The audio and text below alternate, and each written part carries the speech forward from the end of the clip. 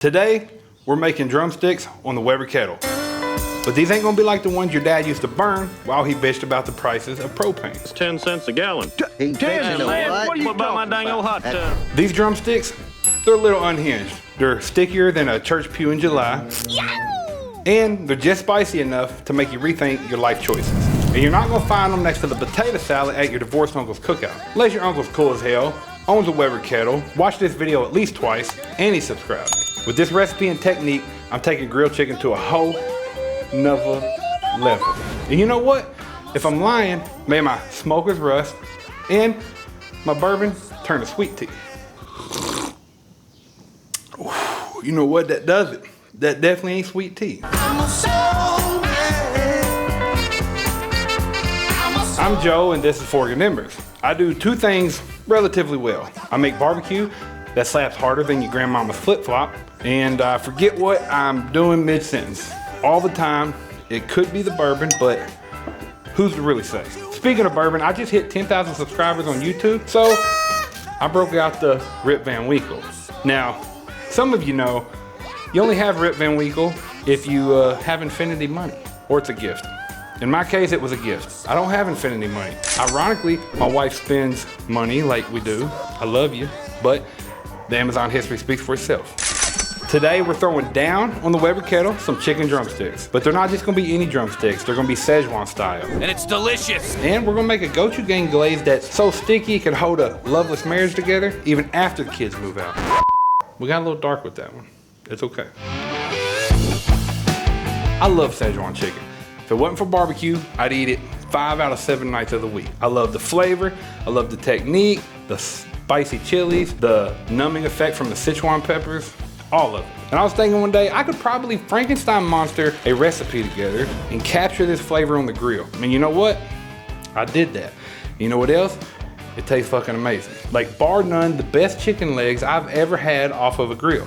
But before we get into the recipe, if you want to be part of a barbecue community, talk some shit in a Discord, get some extra perks, then go check out my Patreon. You'll be really driving the content, and I'll be able to do more content. Go ahead and hit that subscribe button, hit the like button, share, whatever the hell else helps the channel, and let's smoke something.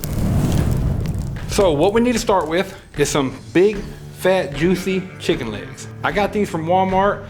They seem to be a lot bigger and juicier and more steroided, probably, than the ones I get from the butcher. The ones I get from the butcher just don't get enough smoke flavor because they're so small, they cook so fast. So we're gonna be using these because I do like to impart some smoke flavor onto it. So if you come on down here, I'll show you how to make this marinade. So the marinade, very straightforward, very simple. We're gonna start with 2 tablespoons of light soy sauce. This just adds a really nice color and a really deep umami flavor. Like umami, that shit tastes good. Next, we're gonna go with some dark soy sauce. We're gonna do about 2 tablespoons of that as well. Next, we're gonna go with 2 tablespoons of Szechuan wine, that's Chinese rice wine. And that's gonna help tenderize and kind of bring in like a subtle sweetness. Next, let's take some white pepper. If you don't have white pepper, you can either just not use it or use black pepper. They are gonna be different, but we're doing barbecue here. What's the rules really, right? And this kind of adds a little floral, warm heat, you know, nothing crazy. And we add about a teaspoon of that. Next, we wanna add 1/4 of a cup of cornstarch. That's gonna allow it to thicken up, really cling to that chicken, and kind of lock in that flavor. Next, let's take some honey. We're not gonna do too much. Let's do about 2 teaspoons worth. Just add a little bit more sweetness. It's gonna help with that browning effect. Lastly, we wanna add a little bit of toasted sesame seed oil. You can find that at Kroger, pretty much anywhere. So you don't need to order that from anywhere crazy. I love the nutty flavor that the sesame oil gives to this marinade. Make sure to mix that up really well. You shouldn't have to heat this up. Just whisking it or mixing it with a spoon or fork is gonna be more than enough. Once you get it mixed up, let's go ahead and add it to the bag with the chicken. All right, get you a bag. I'm using a gallon bag. And what we wanna do is add the chicken. Give this one good last mix. All that cornstarch, as long as it's mixed up, you're good. Pour this in there. You can smell the nuttiness of that sesame. It's great. Now, try to get all the air out because that helps move that sauce around rather than leaving air in there and trying to do it. I'll show you what I mean here. So just kind of work it around until it's touching all the chicken.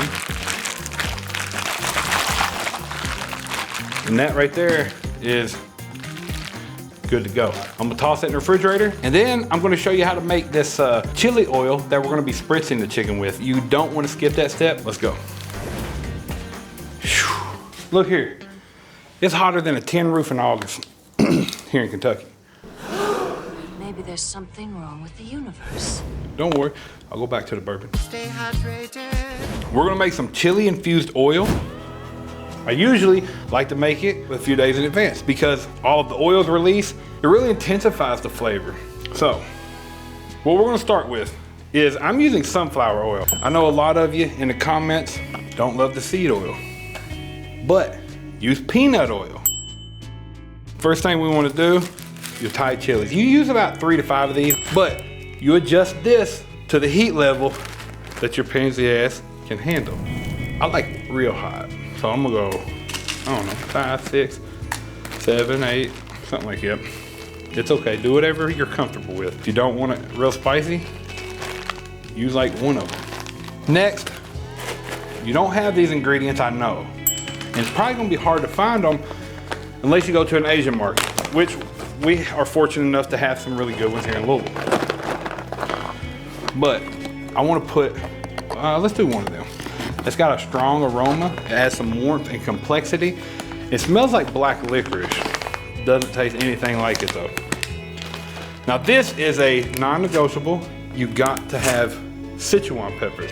The purpose of the Szechuan peppers is to add a numbing effect, almost counterbalancing the heat. I use about 2 teaspoons. Now these here specifically, after about a week of setting in that oil, you can really notice the numbing effect in that oil. Don't worry, it's not a weird numbing effect like putting your tongue to a 9-volt battery, but it gives you just enough that it makes eating spicier food more tolerable. Now we're gonna add some savoriness to it, add a garlic, toss that in there. Now, we want to heat this oil up. You don't wanna fry the stuff in there, you just wanna get it hot enough so that the oils release from those ingredients. That'll take, I don't know, 5-10 minutes, and then we'll set that aside and let it kind of steep. All right, so after your oil has steeped, you can take a funnel, pour it into your glass here. Once that oil has drained, take these chilies and those Szechuan peppers and that piece of garlic, stick them in this oil. You don't have to do all of them, but you know, a few of them. Put this lid on and you're ready to spritz your chicken. Get 1 of these. It's helped with crisping up chicken a lot on the kettle. I got links to Amazon in the description, or just go to Amazon and search oil spritzer bottles. They're like $10, $15. So now that we got the oil taken care of, let's go ahead and make the rub. First thing we're gonna start with, smoked paprika. Any barbecue rub usually got some paprika in it. So this brings it back to barbecue a little bit. Next thing you wanna do, get you either a spice grinder or you can use a mortar pestle like me. And we're gonna put 2 teaspoons of Szechuan peppers in. And we're gonna grind it up.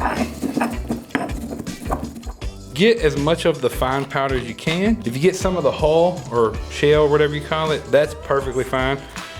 It's not gonna be that big of a deal. You just toss about a teaspoon, maybe a little less, a little more. It depends on how you feel about these peppers. Next, we're gonna go with 2 teaspoons of garlic powder. Next, we're gonna do 2 teaspoons of onion powder. I have onion granulated, so granulated onion here, that works too. Might even actually be better. We'll do 2 teaspoons of that. It's just a little bit more dehydrated.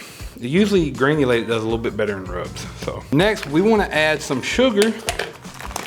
Now you can use regular sugar, but we're gonna use some brown sugar. I like the color that it gets. We're doing light brown sugar, so it's gonna not burn as easily as dark brown sugar. It's got a lot less molasses in it. Then next, let's do a teaspoon of white pepper. This gives it that nice floral tone, very much a signature of a lot of your Asian dishes. Next is, I think the technical name for this is gochujang pepper, but just get Korean red pepper. You can use cayenne too. This has a little bit more texture than like a cayenne powder, but that stuff tastes amazing.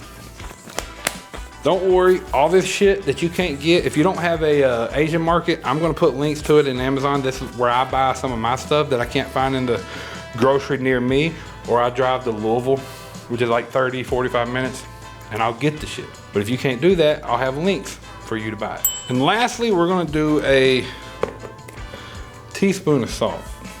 Put a lid on this bad boy. Shake it up. I went through a lot of versions of this rub, but this right here, it is phenomenal. And I promise you, you'll be making this recipe all the damn time. That mixes up real nice. It has a little good coarse texture to it. You don't want no super fine powdery texture, and that's exactly what we want. That smells different. Different than any rub that you're gonna get at the store, I promise you. Let's actually season these things up. Kind of, when you pull them out of the bag, dry them off as much as you possibly can. Also, I like to try to get the skin all the way up onto the knuckle as far as you can. But while you're seasoning it, it's okay if you want to leave it down. You know, just get as much seasoning as you possibly can get on this thing, right? That's the real trick. I just love the smell of this stuff, man.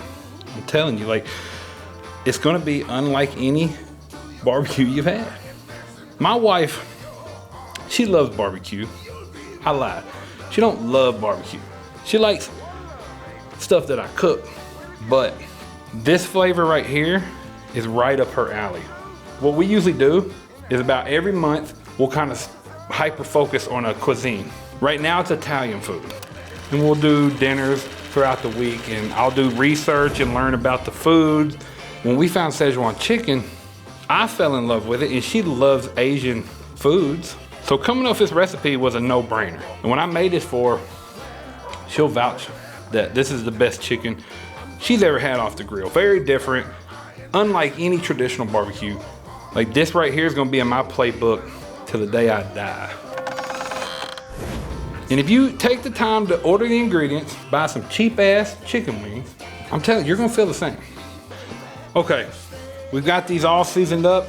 Now let's talk about how to use this Weber Kettle. Now, a word from our sponsor, Gevi, whose ice maker is keeping hosts cool and cocktails crisp this summer season. Summer has arrived, and with it comes heat, thirst, and the great American hosting dilemma. No host worth his mustard dares serve lukewarm Coca-Cola or a tepid tonic. Behold, the Gevi Nugget Ice Maker, a marvel of modern domestic engineering, with soft, chewable ice as crisp and refreshing as liberty itself. Perfect for sodas, cocktails, or an honest afternoon crunch. Capable of producing 30 pounds per day, it ensures you never run dry, no matter how spirited the gathering.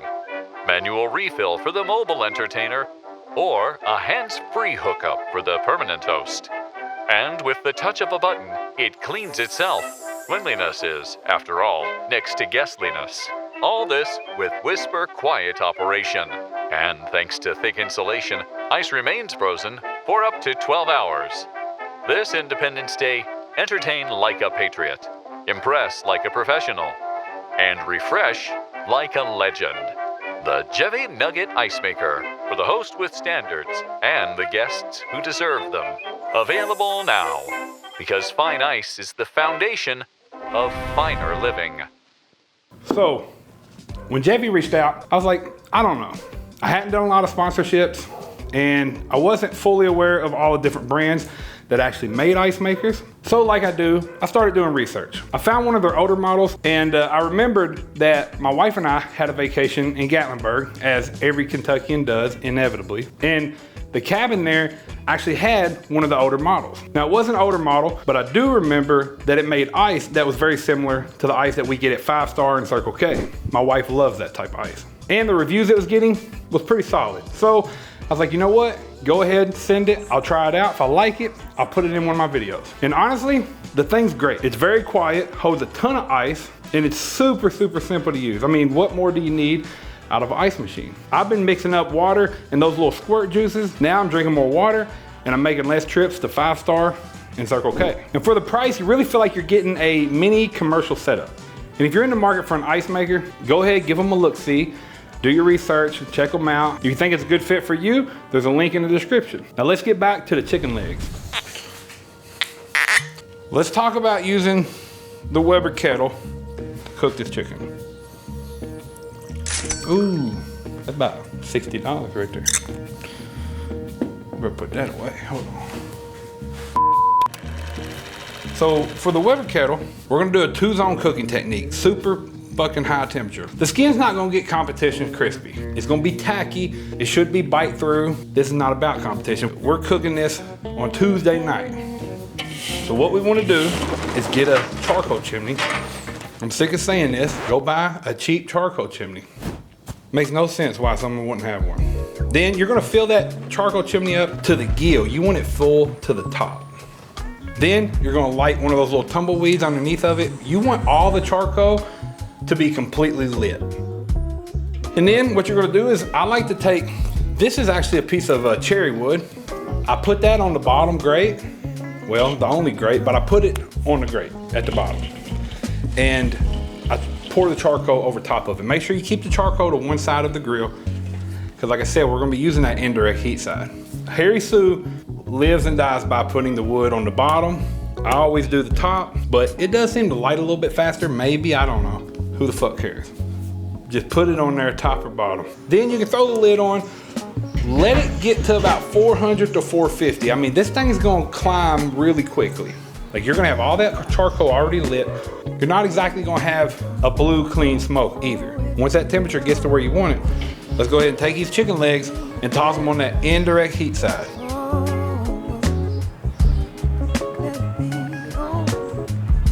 Then after about 15-20 minutes, the rub should start to set on that chicken. At that point, we want to take that oil that we made and we want to start spritzing the chicken. I do it pretty often because that temperature is so high, it's going to be like frying that piece of chicken. Then when the temperature reaches about 165 to 170, even 175, you can take chicken legs over a little bit, right? But when these hit about 165, 170, we're going to hit them with that glaze. Now the way we make that glaze is we have 1/4 cup of Gochujang red chili pepper paste. You can get that at Kroger, Walmart, wherever. And we're gonna add 1/4 cup of honey. That's gonna give it that nice sweetness and that really pretty shine. It's gonna counter the heat that's coming from the paste. Then you wanna do 2 tablespoons of Szechuan wine and 2 tablespoons of soy sauce. We wanna use light soy sauce. Then we add about a teaspoon of sesame oil and that's it. Start glazing it up. Make sure to watch it, make sure it doesn't burn. And you're gonna pull the most beautiful, unique, best tasting chicken you've ever had off the Weber Kettle. I can promise you that. But these things right here, they look phenomenal. Like the texture, the color, like you cannot beat this drumstick. I don't know if I'll ever top it, and I'm being dead serious. Like this thing's phenomenal. I like to put a little bit more sauce on it. Let's give it a taste.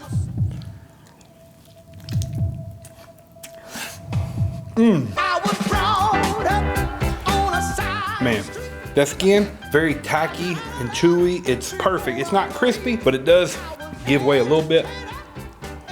It's a little spicy. If you don't like it that spicy, cut back on the Korean red pepper flake. And also the Thai chilies. You'll notice that that Szechuan pepper provides a nice little numbness. I mean, it's phenomenal. I don't know what else to do. I don't know what else to say. Maybe I'm done making chicken. Because that stuff right there, holy shit.